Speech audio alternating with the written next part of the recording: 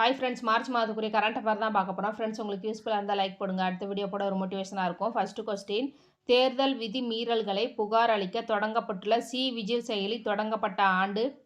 Answer C 2018. உரிய ஆதாரத்துடன் புகார் தெரிவித்த 100 நிமிடத்தில் நடவடிக்கை எடுக்கப்படும். இந்த செயலி மூலம் தேர்தலுக்கு பணம் வாங்குதல், கொடுத்தல் போன்றவற்றை புகார் அளிக்கலாம். நெக்ஸ்ட் கொஸ்டின், எந்த கோளில் நோக்டிக்ஸ் என்ற பெரிய எரிமலை இருப்பது கண்டுபிடிக்கப்பட்டுள்ளது? ஆன்சர் சி செவ்வாய். இந்த எரிமலையின் உயரம் 29,600 அடியாகும். இது 450 கிலோமீட்டர் அகலம் கொண்டது. நெக்ஸ்ட் கொஸ்டின், இந்தியாவின் முதல் பேட்டரி சேமிப்பு ஜிகா பேட்டரி எங்கு தொடங்கப்பட்டுள்ளது? Answer A Jammu Kashmir. இந்த ஜிகா பேட்டரி என்பது பெரிய அளவிலான உற்பத்தி வசதியாகும். அதிக திறன் கொண்ட பேட்டரிகளை இங்கு தயாரிக்கப்படுகிறது. நெக்ஸ்ட் கொஸ்டின், நேபாளத்தின் சுற்றுலா தலைநகராக அறிவிக்கப்பட்டுள்ள நகரம் எது? Answer C Pokhara. நேபாளத்தின் தலைநகர் காட்மண்டு. சுற்றுலாவை மேம்படுத்துவதற்காக இந்த போக்ரா சுற்றுலா தலைநகரமாக அறிவிக்கப்பட்டுள்ளது. நெக்ஸ்ட் கொஸ்டின், ஐஎம்டி ட்ரைலாட் 2024 என்ற முத்தரப்பு பயிற்சி இந்தியாவிற்கும் எந்த நாட்டிற்கும் இடையானது? ஆன்சர் ஏ மொசாம்பிக் மற்றும் தான்சானியா. இது இரண்டாவது பதிப்பாகும். முதல் பதிப்பு 2022ஆம் ஆண்டு நடைபெற்றது. நெக்ஸ்ட் கொஸ்டின், ஆசியாவின் முதல் பில்லியனர் தலைநகரம் எது? Answer C Mumbai. பில்லியனர் தலைநகரம் என்பது ஒருவருடைய சொத்து மதிப்பு பில்லியனாக இருப்பின் அவர் பில்லியனர் ஆவார். அதிக அளவு பில்லியனர்கள் உள்ள நகரமாக மும்பை தற்பொழுது மாறியுள்ளது. மும்பையில் 92 பில்லியனர்கள் உள்ளனர். உலக அளவில் மும்பை பில்லியனர்கள் வரிசையில் 3வது இடத்தில் உள்ளது. சீனாவில் பெய்ஜிங்கில் 91 பில்லியனர்கள் உள்ளனர். நெக்ஸ்ட் கொஸ்டின், உலக மகிழ்ச்சி குறியீடு 2024இல் இந்தியா எத்தனையாவது இடம்? Answer C 126. மார்ச் 20 சர்வதேச மகிழ்ச்சி தினத்தை முன்னிட்டு இந்த பட்டியல் வெளியிடப்பட்டது. முதல் இடத்தில் பின்லாந்தும், 2வது இடத்தில் டென்மார்க்கும், 3வது இடத்தில் ஐஸ்லாந்தும் உள்ளது.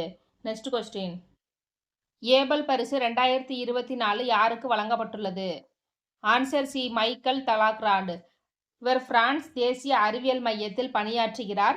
இந்த ஏபல் பரிசு என்பது கணிதத்துறையில் மிகச்சிறந்த அறிவியல் ஆக்கத்திற்காக வழங்கப்படுகிறது.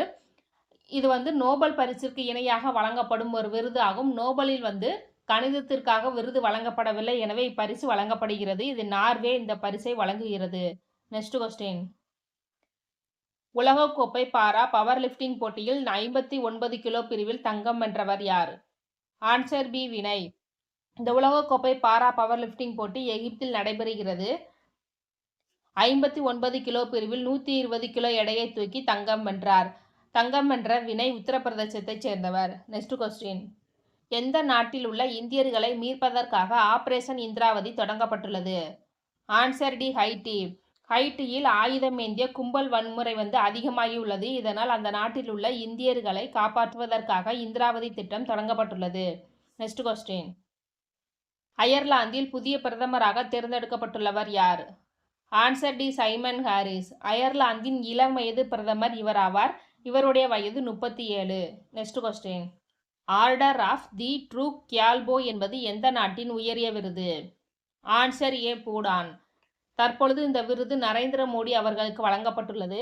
இந்த விருதை பெறும் முதல் வெளிநாட்டு அரசாங்க தலைவர் நரேந்திர மோடியே ஆவார். பூடானின் மன்னர் ஜிக்மே கேசர் நாம்கேல் வான்சுக் அவர்கள் இந்த விருதை மோடிக்கு வழங்கினார். Next question, Tata Cummins private limited என்ற ஹைட்ரஜன் அடிப்படையிலான வாகனங்கள் உற்பத்தி நிறுவனம் எங்கு தொடங்கப்பட்டுள்ளது? Answer C Jharkhand. ஜார்க்கண்ட் மாநிலம் ஜாம்ஷெட்பூரில் தொடங்கப்பட்டுள்ளது. டாடா நிறுவனமும் கம்மிஸ் என்ற அமெரிக்க நிறுவனமும் இணைந்து இதை தொடங்கியுள்ளது.